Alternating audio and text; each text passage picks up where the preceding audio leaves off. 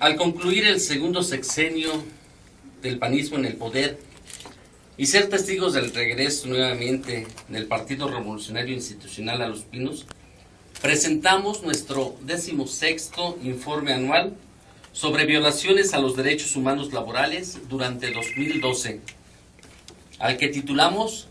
2012, el cambio que llegó, nueva ley federal del trabajo, legalizar la precarización laboral. México 2012,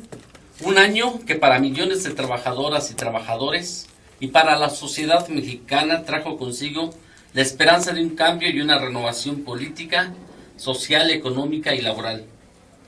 Lamentablemente, de nueva cuenta, los intereses populares, la corrupción, el hambre, la ignorancia, la frustración, la desesperanza y la aplastante realidad cobraron factura,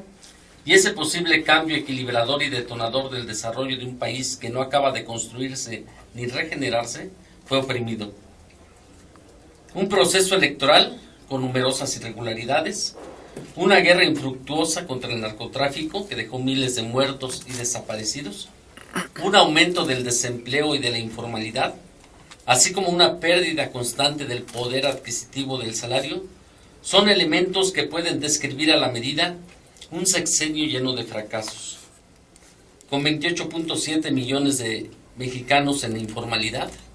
y 4.85% de su población económicamente activa en desempleada,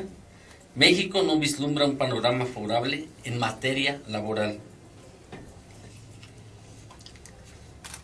Este 16º informe que presentamos, hay una primera aportación del maestro Miguel Santiago, director del observatorio, que nos hace una evaluación del sexenio de Calderón en materia de salarios. Nos describe, nos hace un balance del aumento de casi 6 millones de pobres producto del crecimiento incesante en el nivel de precios promedio y de la canasta básica por encima de los aumentos salariales, del impacto de la crisis económica en un entorno de precarización laboral y del limitado alcance de la política social y de su programa emblema Oportunidades. Durante ese sexenio malogrado,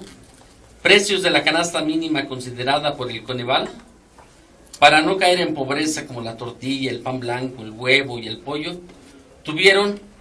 aumentos que fueron desde el 82.35% al 148%. En promedio, la canasta alimentaria básica de Coneval se movió en 65. De los impactos negativos que tiene una política económica sobre los trabajadores, hay una serie de movimientos, una serie de trabajos organizativos, organizados desde las trabajadoras, desde los trabajadores, que nos va dando unos motivos de esperanza y son los que han llegado a